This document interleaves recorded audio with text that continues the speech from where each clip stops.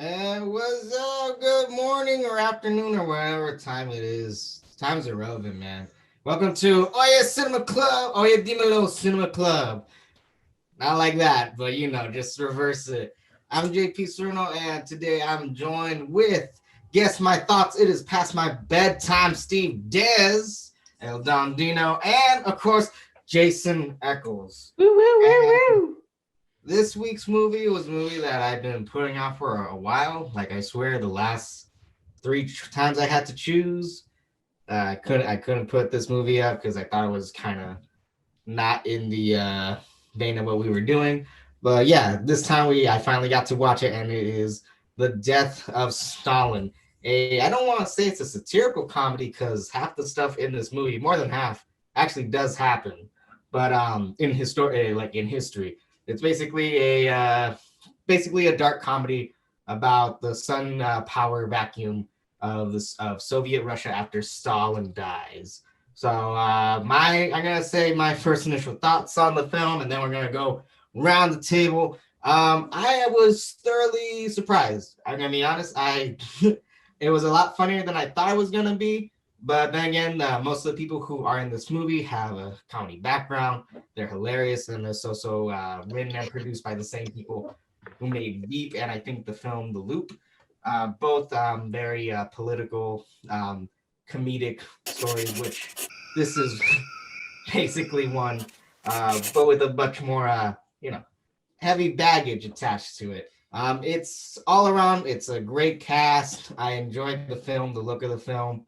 I was surprised by how fairly accurate, as absurd as the movie can be, how accurate it was to history, what was going on, and it didn't shy away from the very not so great things too. And I'm not too familiar with a lot of communist films.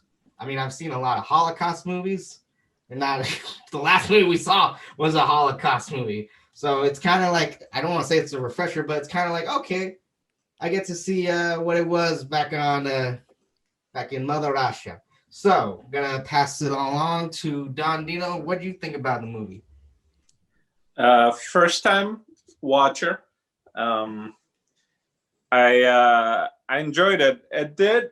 I had heard of the movie when it was first coming out, just because I had seen Steve Buscemi talk about it at some point. So I was interested. I did. I enjoyed it. So first off, I did enjoy it. I will say I was a little sad when I was first starting that it was all these American actors. I would have almost loved to have seen some, Russian performers or Eastern Europe, like just because these are, like you said, they're kind of heavy hitter comedian actors and stuff like that. So it took me. I feel like it took me a few minutes to have a suspension of disbelief of seeing American actors portraying, Russian people. I don't know why. Other movies I haven't had an issue. It just was one of those things. Like in my mind, knowing how they look, and then like seeing Buscemi kind of look like, I was like, doesn't quite look like him. But that was my only kind of like issue with the movie, was just the beginning of it, of just me being able to concentrate hard enough to allow that to pass, and it passes pretty quickly, right? Like, but other than that, I enjoyed the movie. I thought it was very dark and funny. It's a cautionary tale. It's one of those things that it's very easy to laugh at looking back historically at that time period, especially when it's a different culture, and especially when it's like a axis of evil or communism. But it's something that there have been instances that they dealt with that have have also occurred in Latin America as well as in the US, anyway, not to go into that right now, but first impression, really liked it. It took me a little bit to get used to the idea of watching really known American actors playing Russian, especially Tambor. What's his name? Jeffrey Tambor. Yeah, he played. Yeah, especially him. But it could just be the character itself. It might have just been his haircut that really threw me off on the or just from latest accusations and stuff like that of him that I was just like, I could have done without him. But other than that, 2 Dino thumbs up. There's some dark secrets in that oil slick hair of his. Yeah, allegedly. Yeah. Right. All right, so we're gonna head to Jason Eckel. What are your thoughts on the movie? Yo. Thanks for having me, JP. What I think, okay, so I initially wanted to see this in theaters. I didn't get around to it at the time. And I've tried to watch this on other occasions and just it never happened. So I'm glad that you picked this, JP. Because Lord knows I may have never gone back to it otherwise. I'm glad I watched it. Very dark comedy, based on a time period that I'm not very familiar with. I've seen a few movies, about like post-war Russia and whatnot, but I don't really know the host of characters or what happened and how all that stuff, was formed.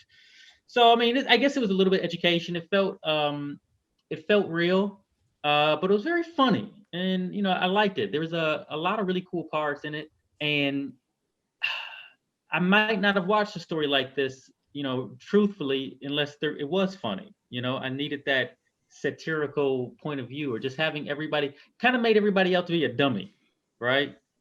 Everybody's like, even at the highest level of government, everybody's a dummy, and we only know what we know. So it's satirical in the way that like it's political and satirical, because this could have been any government at the same time, right? For certain. Probably, hopefully not as monstrous, but for certain.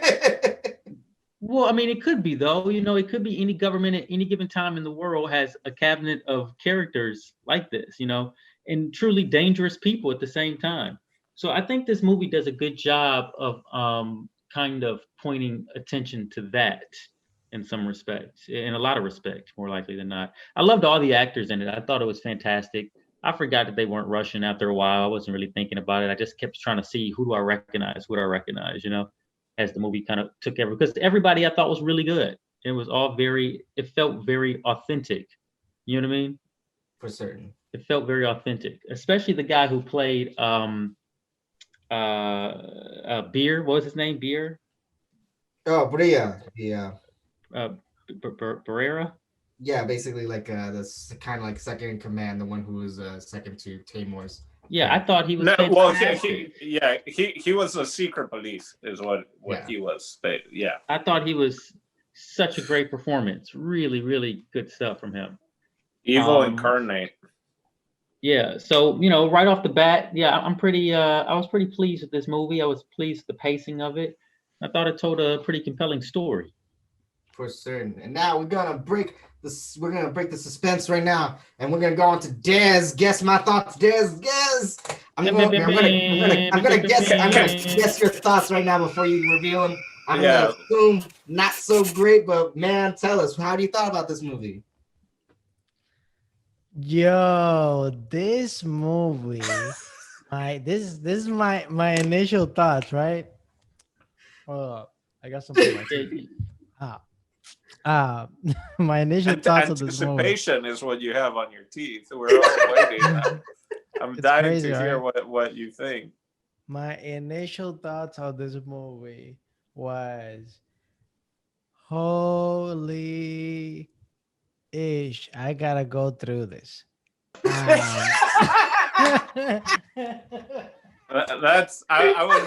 was waiting for that one.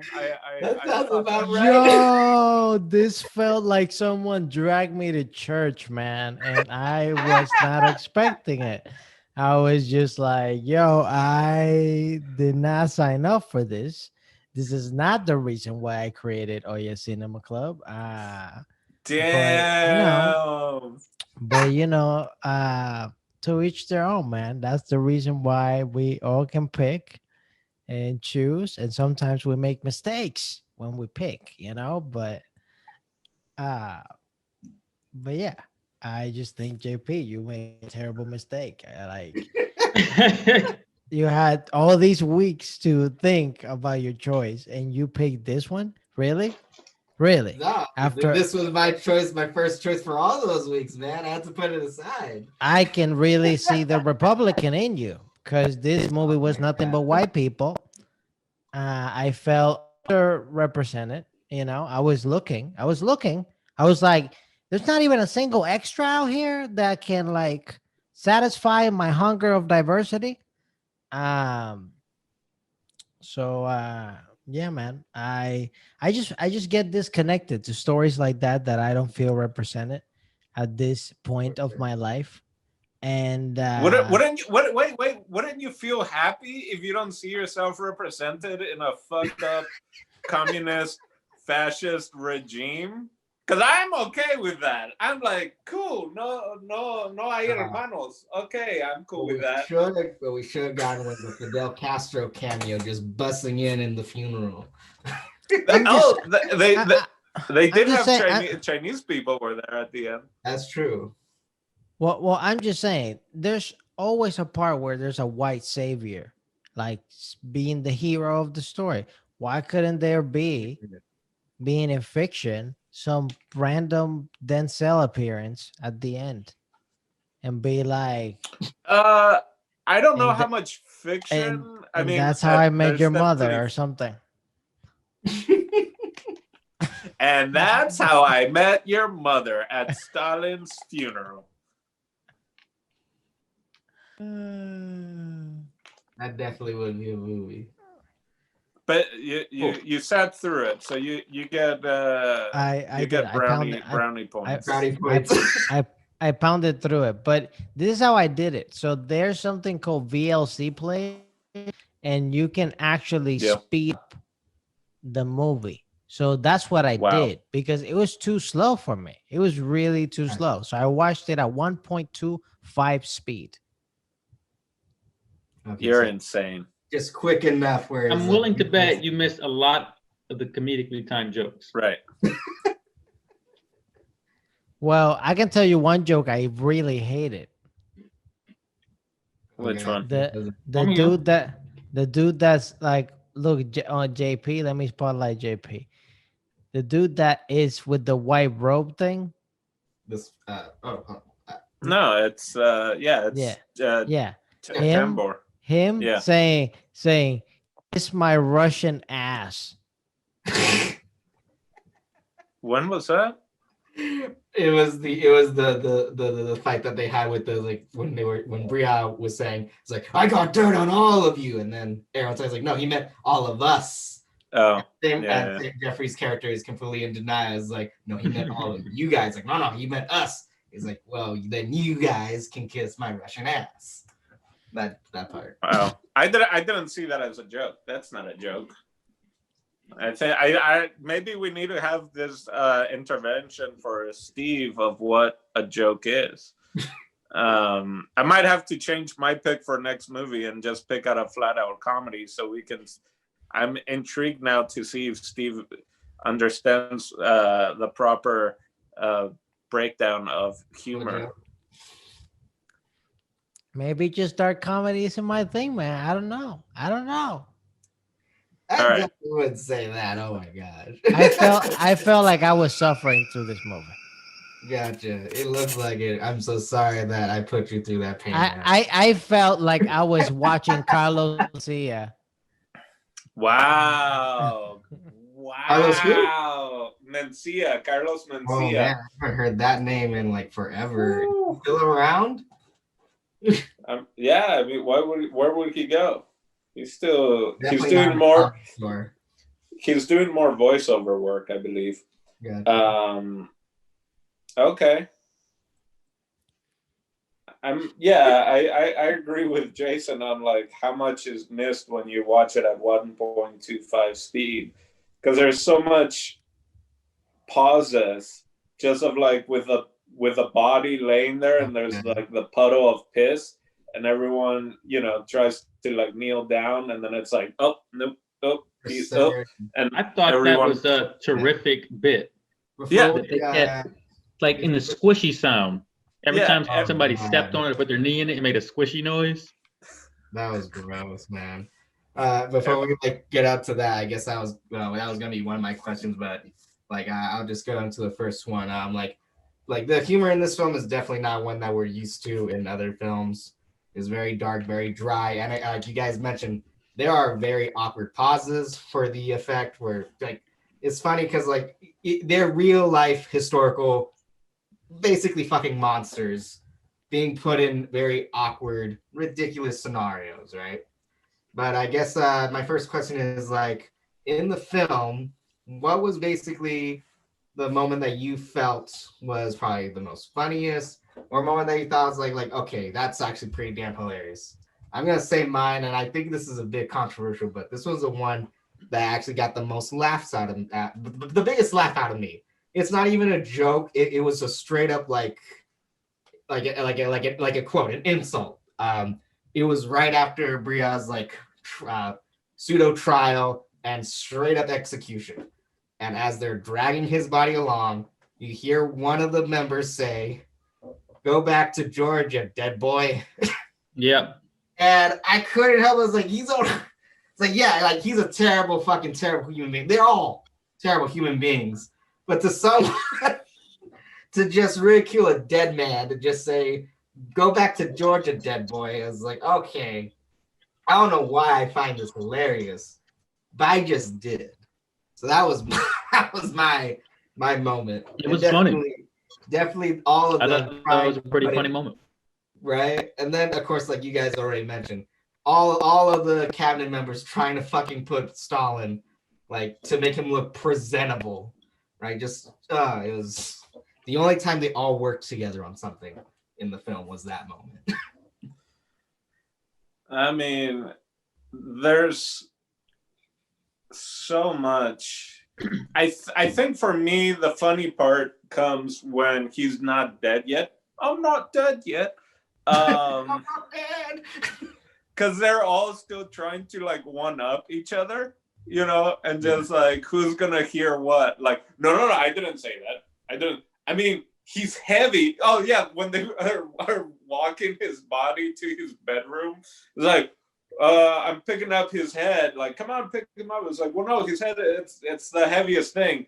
I mean, I didn't mean heavy like a bad thing. I mean like, oh, heavy as in gold is heavy, so that means gold is, you know, like just right. Watching all that is and that was probably the funnier stuff for me. Just this, because it just feels like what these fuckers do, where they try to one up each other the whole time, or they try to be like, no, I am a better Christian. No, I'm a better Christian. I'm going to kill people to prove to you. I don't know. There were so many moments. And they also still got to walk on eggshells because, you know, even though Stalin's incapacitated, you see in the movie, anybody can get murked for doing the wrong thing. Like just oh my God. They were open about that. It was like the minute like a door would close, it was like, well, they saw that, so let's kill them. It was a lot of that. I think definitely earlier on, I think it was definitely funnier, just because again, people were still thinking that he was gonna make a recovery or whatever. Anyway, so I would say something around in the beginning, around not the dead body, but like he might still come back, so we still got to watch what we're saying, right? And then even like in the radio booth of like them thinking that it might be bugged and wired, and be like, "What did you make me say?" You know, like that kind of shit. I think is funny just because everyone's always listening. Right. That's my final answer. I think the funniest. There's a lot of funny stuff in this movie to me, but the scene that stands out, just because of the arc of this character, was so good to me was Vasily, Stalin's son. I mean, he just kind of shows up and like he's in his own movie to begin with. Like, you know how if ever there was a character where the idea that every character is the hero of their own story were true, that's Vasily. Vasily is in a totally different universe than everybody else in this movie. He's the hero of his own story, man. And that dude comes in. I mean, and he's just without worth. So I like it when he comes in to like, you know, kind of claim his father's spot. He just kind of bust in there, and you know, he has no plan. Like he just thinks things are gonna go his way, and they don't real fast. And he pulls out his gun, and he's like, "I'm just gonna have to kill people." Flubs that, says, "Fine, I'll leave," and then goes back for the gun. And with the way they stretch that scene out, he was reaching for that man's gun for what had to be like 2 minutes in movie time. And they just allowed it to go on. To me, that was the funniest scene of the movie. Again, physical comedy, but and every actor in the movie just watching it happen. Like no one's concerned. Like no one's trying to help. Like they're like, this dude has no shot at whatever he's trying to do. Because it like pulled up, or it was like a really wide, you know, frame. And so like you don't even see Vasily's face anymore. It's just like the hand and the hand. You just see his hand. You see everyone else. Yeah, you see everyone else just like watching that. Like no one else. And he's slowly being manhandled in real time by this soldier who's just slowly getting like his head down to the ground. It's like it's so funny, Dyke. It's so good. And you know him trying to like. So for me, he's like the funniest character because he just found a way to just fit right into the movie. It's funny. I had just seen this guy, Rupert Friend, I think is his name. Yeah. I just saw him in another movie last week or earlier or this weekend. I think it was Boy in the Striped Pajama, and he played the little Nazi guard living inside the house with guarding the house. But yeah, this is a terrific, funny actor, man. I'd never seen him do anything funny before, and that was really great. Oh God, yeah, he was definitely he did hold his own against like very much big superstars. Like let's be real, like, and it is funny because like there was moments with his character where I thought that it might be a little too hokey, especially during his speech scene. But like yeah, it still worked because like that was his character. Like he's basically trying to hope that his nepotism can get him through like anything. It's like no, not really. You got to play the game, and he's not willing to play the game. So I'm gonna reluctantly go to death. Was there any redeeming quality or any moment in the film that you thought was like at least one iota of humor? Hell no. I actually there was a scene that I had it in my brain, and Jason's passion for that specific scene took it away from my brain. And I don't remember, but the one I do remember, the deaths. Yeah, the deaths to me were funny, just because they were like completely out of nowhere. Like typically movies, they build up to a death. You know, this one went like, boom, we shot him, and then came another guy, ba ba ba ba ba. Hey, he's already dead, but we can't keep shooting him. Like stuff like that was funny to me. Man, there was one specific scene that literally escaped my brain and I can't remember, so that's what I'm gonna say. Right. If it comes back, let us know, because like no, it's true. Like the murderers in this film, like although some of them do play for laughs, like it's more like shock humor, like oh god, you don't expect that to happen, but that was basically their reality for the greater part of 20 odd years, and then 20 more after that. Well, everyone was on eggshells. Like even Vasil, right? Even the son, right? When we first meet him, we've just heard that he's a drunk, right? Yeah. And then we meet him at that hockey rink, and he just seems super preppy, super just like spoiled brat. And they keep talking about this airplane that crashed that didn't happen. And then when the secret police or whoever come to like get him, it's like, no, I can explain. Like even him was terrified at the fact that, you know, like his dad could take him out. You know what I mean? Like at that moment, he wasn't even, sure that he could trust his dad to not like make him disappear. So, I mean, it was, just to add a little bit to Jason talking about his character and how ridiculous he was. Right. I think the only one who was safe was probably the daughter, but even the daughter several times like, well, I don't know if I'm gonna make it out through this because all these fuckers are stupid and they keep promising me shit that ain't gonna happen. Oh well. So I guess the second part is it's a big ensemble cast. I mean, even though everyone plays a fucking horrible role in actual history, it's gonna sound kind of weird. Was there anyone like, despite the baggage, just narrative wise to the film, was there anyone who you felt like kind of had the spotlight or was a star, like your favorite character? Mine actually was my favorite character in the film actually is Jeffrey Tambor's character, Georgie. And I feel like him. It's so weird because he is a buffoon. He's a doofus and a bit naive, and he's very easy to manipulate. But it's so funny, like when you see him in these scenarios, like trying to be the best, person that he could be in his role in that moment, even when he actually does gain power for the moment, as acting in Stalin's position. Even him trying to even play the role of the dictator or the badass, like it just falls flat. He like his threats, you could tell, are obviously just there's nothing behind him, but he's trying so hard to be in control when you as the audience can, and even the other characters, like we just watch it, like no, you're not in control. As cool of a guy you are, and as much as I wish, you just ain't. And he had some of the funniest damn lines in that movie. When Rupert Friend's character says he wants to do a speech for his father, and Jeffrey Tambor's like, yeah, no problem.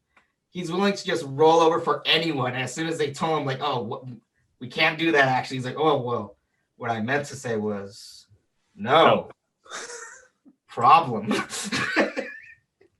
And I think that moment just sums up his character completely. And he was my favorite character. We don't support communism here, though. We don't like him. So who you guys is a favorite character within the ensemble? Within the ensemble, I mean, the ensemble is so good, and they play off each other like jazz. It's really all of them. It's every part that makes that machine for me. There's like some subsidiary characters though that kind of like that are in the orbit of the movie that I really gravitated toward. Like the whole bit inside the theater with trying to get the record made in the very beginning. That's what sold the movie for me. So, and I really like the guys who are working in the studio. Who are trying to, get this record made and then bringing the audience back in. All that was very British comedy to me. All that felt very British, and everything's a great pain, and literally your life is on the line, and you have to try to get people to behave as awkward as possible. You know what I mean? It's like, It's so funny. So I was into that. I guess of the group though, I guess. It was the guy, Barra or whatever. I felt like Barrera. Russell Beale. Yeah.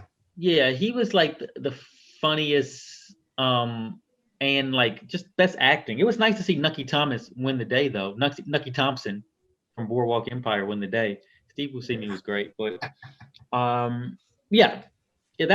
what I want to say about that. I will go with so.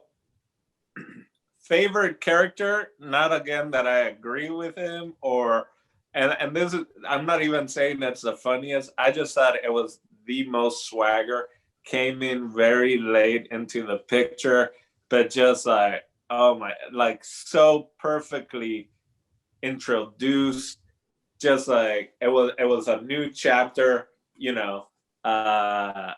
was Jason Isaacs' character, Field General? Marshal. The general, the field marshal.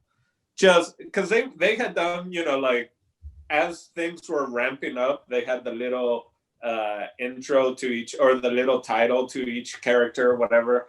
But there's nothing cooler than someone just showing off and like throwing off his cape, basically, and like you just see like a chest of medals, and he's got a scar. Like it was, yeah, his character, because it was like none of these pansy bureaucrats can stand on, you know, any ground with him, right? Like the closest would be what's his face with secret police. But yeah, his character, I just thought he was the coolest one, with the just like everyone else was pretending to have like power or whatever, but he had the power, as in like he controlled the military and they followed him and they backed him. So that was my favorite character, just because it was such a contrast to all the other bumbling idiots, right? That, yeah, I don't think he was the funniest at all, none of that, but just as a, just his energy was made, it was almost like he was the straight man, but a really messed up straight man to all the wackos around him, you know? So that was for what they were. He wasn't busy plotting at all. Well, yeah, he's like, hey, are you gonna, what was it? Him to Tambor, like, hey man, we're in the middle of this coup here, are we? Like, just like very matter, like, this is how this gets done. Right. We're doing the coup. Are you in? Or are you out? So yeah. As someone who lived through a coup, like, let me just say, I like it. Strong generals. No, yeah, I liked him too. I'm glad you brought him up. He's definitely worth mentioning. He's a very solid part of this story, I thought. They got a few deleted scenes with his character, which I kind of wish that they kept in the movie. Like there was even one where, you know how they're hiding in the bathroom while before the coup starts, and one of the members of the cabinet accidentally walks in on him, right? And they're all pointing their guns at him, and they're like, "Open fire!" And then he says, "Nah, I'm just fucking. It's fine, whatever." It's like he had a couple of those lines, or someone else. Yeah, where like you feel like, oh shit, he might kill somebody. It was like, nah, I'm just fucking with you. He did it with Steve Buscemi's character when he introduces the idea of even doing it. Like, oh, this isn't right. I'm gonna have to report you. You're gonna be court-martialed. Yeah, there was a lot of that. Like, oh, that was a test. You just passed a test, or like, is this a test? You know, like the whole thing was just. It's that idea. Like, let me throw out this crazy bad shit idea, which in fact is treason, and depending on what people say, then it's either a test or it's we're doing it and you pass the test, right? Gotcha. That whole idea of like everyone voting also, and it was always unanimous. And it's just like only one or two people want it, but they keep kind of looking, and it's like, all right, and no one. It's like you don't want to be the first one, but you don't want to be the last one. Jeez. So it's great. What about you, Des? Going back to you, you got any redeeming character other than the folks who were murked? Man, Buscemi, man. I gotta go with Steve Buscemi just because every time I see that guy, I'm like, man, if you're a white guy in Hollywood, you can do everything. Like, look at Buscemi looking like that. He just get Jesus fucking Christ. You gotta give it up to him, man. He came out, he struggled, he put in the time. Yeah. It wasn't until Reservoir Dogs that his name was actually plastered on there with his face that people started recognizing him. Bro, have you seen Mr. Deeds?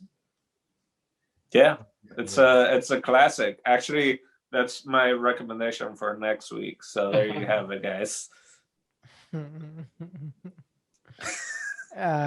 It's pretty. He just surprises me, man. I'm like, yo, he can just. There's just people that they can just literally just be themselves on camera, and they just get roles, bro. And Buscemi is one of them. Uh, I just see a lot. Like, there's been certain things. I'm not really a Boardwalk Empire person, Get but out of here. No. Mhm. but I seen scenes, and it seems like he's there doing stuff. But typically, when I see him on stuff, I just see Steve Buscemi, Okay. and it just shocks me that he gets all these roles, man. He getting them residual checks all day. He's got the talent to back it up though, like for sure. Like he's pretty much great in everything. I mean, I haven't seen Mr. Deeds, but For sure, but it's like it's that's like the Adam Sandler one. it's basically like, when Pete Davidson was dating Ariana Oh Grande, yeah. like it made people go like, oh, I can too, So when I see Buscemi, I'm like, oh, there's still a chance. Once they Right. give colored people a chance, there's a chance there. I mean, what is Pete Davidson's race, man? I don't even know. I'm sure he doesn't know. Big dick energy is what I've heard.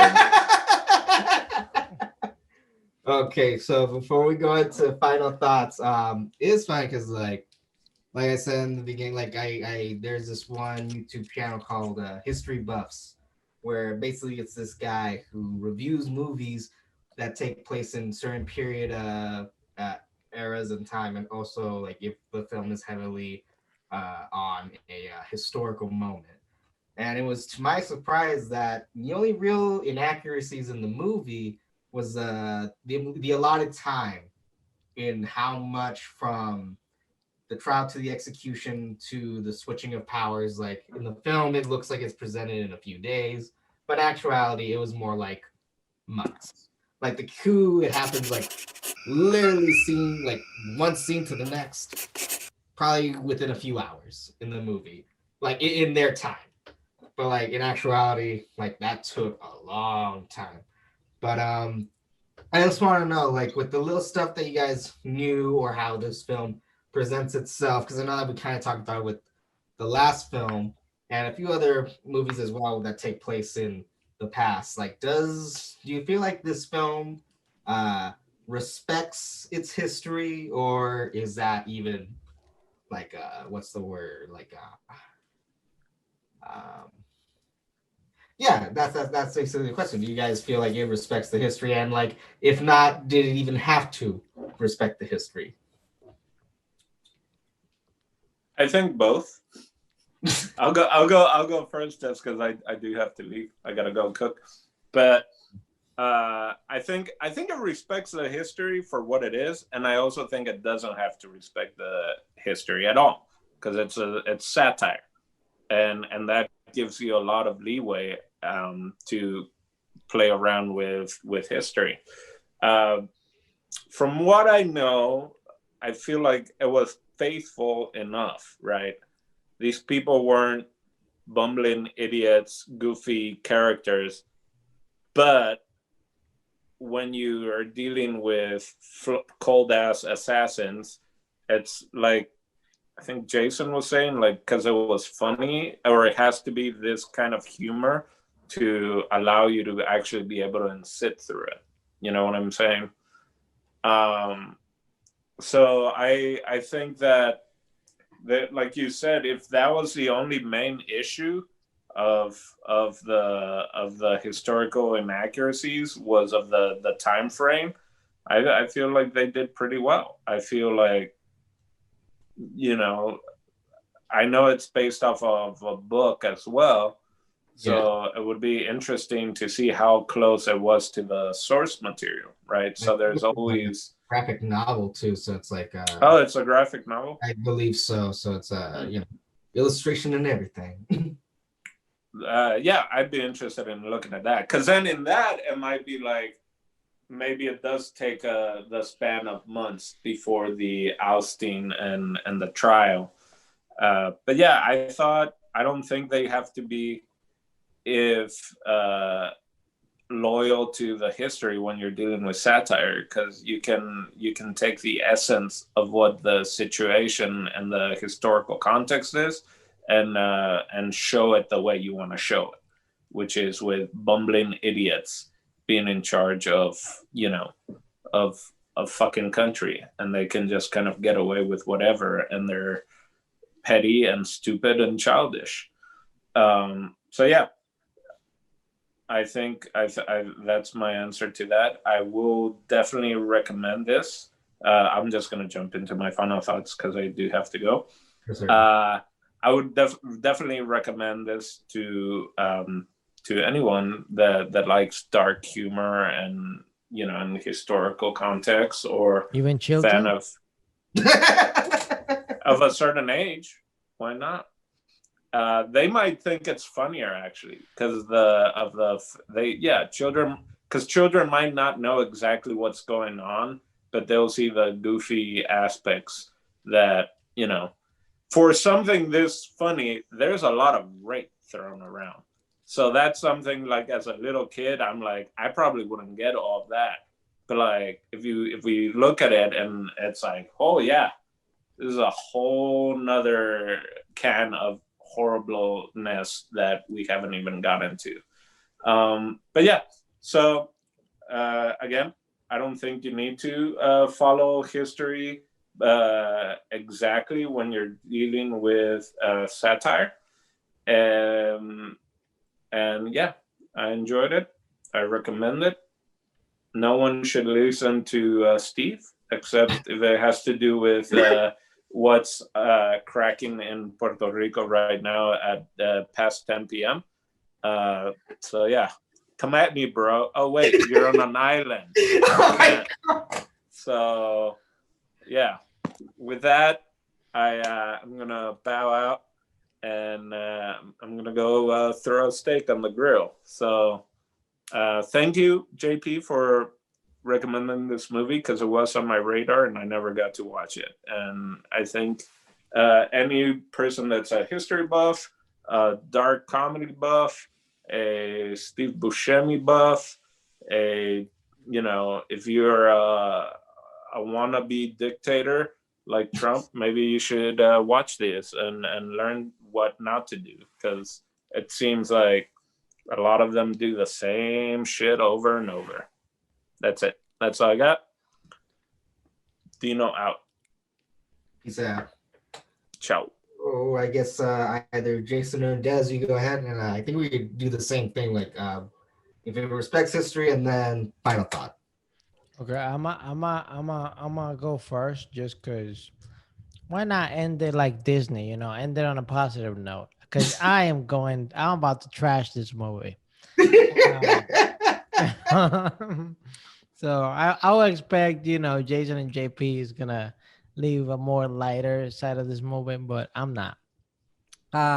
If it respects history, yes, to a certain extent. Like, the movie didn't feel old to me. The clothes did, sure, but like, it didn't feel that old. It felt like The dialogue was very contemporary. not just that, but also the cinematography of it. Yeah. Like, it felt way more modern than what it was supposed to feel. But then again, it's also satire. Like, I agree with Dino. Like, it doesn't really matter, like, that aspect, on my opinion. IMO. And then final thought. I wouldn't watch this movie again. But that's just me. This is not my type of movie. I guess it's because I'm older and I am more aware or self-aware of Hollywood and their tactics and the whitewashing and all that stuff. And it's like, it's very hard for me. It's really hard for me to watch like something that literally I can't see myself in no character. I can see myself in qualities, but when it comes to like actual like representation of like skin color or maybe some diverse person, it doesn't have to be Puerto Rican person. It could be an African person. It could be, I don't know, a Swahili person, but someone different, not just white guys. And but I get it. Soviet Russia, all that stuff. I get it. I get it. But it's also satire. Come on. We had a Robin Hood Men in Tights and Dave Chappelle was on it.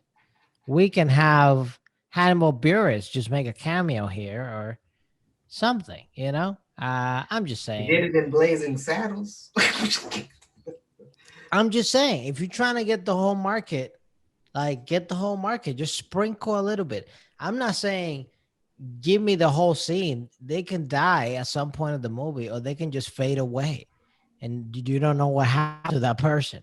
But just give me that to like get me into the movie. Because if not, I doze up. And that's what happened with this movie, man. I watched it and I was like, this is going to be hard. And it was hard to watch for me. But that's my final thought. I wouldn't recommend it to a Puerto Rican that has zero tolerance and just like me. So, but I would recommend it to other people that like this type of shit. So there you go. So I think I'm with Steve in the regard of I would recommend this movie to the type of people who would like it. Like I know who would like this movie. Like I know the personality type. I know the people like in my life or my peer group who'd be into something like this. And it's mostly like theater school kids would love a movie like this. It's dialogue heavy. It's a group scene study, if nothing else, right? So like in my life, I know who I would recommend it to, or people who are into, what was going on in post-war Russia. Like that's a group of people who I would recommend it to, like someone who was writing their dissertation about it. Not that I know anybody like that, but if I did, they're like, hey, you should check out The Death of Stalin. It might enlighten you a bit, and it's funny. I recommend it to people who really love comedy, or love this type of comedy. As for me, I did really enjoy it, and I'm glad I got a chance to watch it. JP, your question was, is it close to history, or is it? Does it respect history, or does it need to respect history? See, does it respect history, or does it need to? It felt like it respected history, but I wouldn't know because I don't know any of the history of Stalin or how any of that occurred. You know what I mean? So I can't say for sure. All I can say is what I've known thus far is what this movie generally just showed me. I said for certain. So I can't. So I don't know. I do know that. Oh, I do know that he froze. It did make me feel a certain way that there can be good and bad on Stalin first. Vera, he comes in and he starts going through all this stuff, and you automatically, your internet connection is unstable. Is it back? Yeah. Okay. If you wanna restart your thoughts, because you did leave a little bit for like quick second.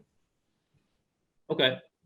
So Vera, he is, he comes into the movie and he comes into the scene and he starts like stealing keys and unlocking stuff and throwing papers away. You just think he's a real manipulator, and like you automatically have like even though Stalin is clearly a bad guy, you know what I mean? But I feel very much at odds, like he's trying to take over and be the new Stalin and he's going to be just as bad. When in fact, he was trying to right a lot of wrongs, and it led me to believe like, yeah, he was like killing people and imprisoning people and stuff, but he was really just doing it to survive ultimately, because soon as Stalin was dead, he got right on track of like trying to save people immediately, and, what do you know it, the one guy who had the best interests of the people in mind, is the guy who gets it, and then he becomes the villain, when we thought he was a villain the whole time. So it's an interesting way that the movie kind of plays with you with all these, ins and outs and dimensions, of just politics in general. Like, who dies is very political, right? It's for power grabs. So with all that said, it got my brain moving for sure. And it got me thinking, and it got like, neurons firing in my brain, got me thinking about lots of different parallels and things like that to this in real life and my life and other people's lives. And, there's 48 laws of power in this movie, if nothing else, right? Yeah. So yeah, and it's funny and it's entertaining and it feels like it feels like theater a little bit. So I dug that. I would recommend to the right person. To the wrong person, this movie would be everything it was for Steve. For certain. So my opinion and final thoughts. I feel like because I've had experiences with historical films where they seem to glorify or really pass on a lot of like actual like I appreciate that the movie did not hide the bullshit and the terribleness of like these people. Like sure, some of these characters are likable, and they're likable because they're played by very great actors and they know how to play these roles. But like no one is presented, well, a few are where we might think they'll become the hero or the savior of all. But then you find out like, no, history repeats itself. Like as soon as one bad person goes away, they're replaced with another one. And then it just repeats until someone decides to end that cycle. Just at the end where you find out, oh, well, Nikki's only going to be in power for a few more years and then some other asshole takes over, you know? And, you know, it doesn't glorify the villains too much. We see them for who they are, terrible people. And we get to see, like, what normal people had to go through in those certain situations. So I feel like as long as we don't glorify the villains of history, and, like, rightfully so, they are villains of history, then I feel like it should be all right. And like you guys mentioned before, like, although it is based on true events, it is based on true people, it is a satire. And part of the satire is we're gonna make jokes out of these motherfuckers. Like, yeah, they were terrible people, but imagine if they were like, you know, just like everybody in the world, like just kids in grown-up costumes.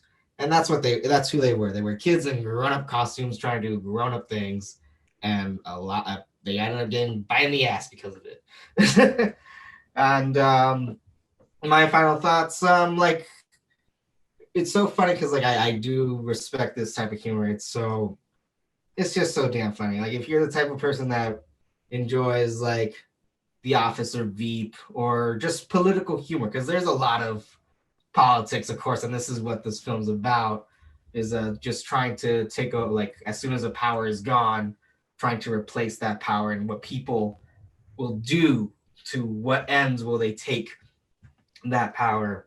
But they do it in such a humorous way and such an easy way for other people to understand. It's like, okay, I get that. You know? But yeah, like if you enjoy dark humor, dark comedy, if you enjoy just history pieces, because I kind of like films of history, then yeah, I would totally recommend it to you. But definitely not to Des. So my bad, I had to let you sit through that, man.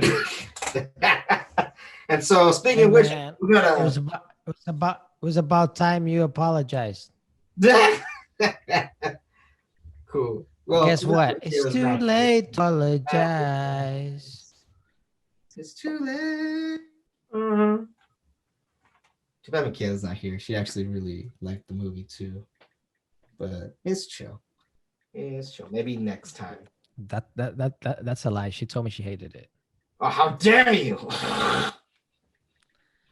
Okay, yeah, so you were saying your segue. So, like, is that Dino's gonna be what Dino says? Is that gonna be his next movie, Mr. Deeds? No, that's not true. But wouldn't it be funny? Wouldn't it be funny if I said that's his pick, and then we watch it and be like, "Yo, you said that." Right? That would be funny. Yeah, Dino almost watched the wrong movie. That's what I'm saying. What's I'm saying? You almost watched another communist comedy or something like that. So, Steve, tell us, what are we watching next week? Next week is Dino's pick. Dino, tell us what's the next pick. He ain't here. Okay. So Dino said The Trial of the Chicago 7. Oh, really? All right, interesting pick. Another one that I've been wanting to watch, and I probably never would have otherwise. So, force in my hand. Where can we watch this? Is this on Netflix? Netflix. Apparently on Netflix. Yes. Netflix. So we'll catch you next week. Hey. Bye-bye now. See you next week, y'all. Bye. Bye-bye. Hey, I'm Jason Echoes, and thank you for watching the Oidimelo Network. There's some videos here. Watch one of them. and then you can subscribe to the network and you can see more good stuff.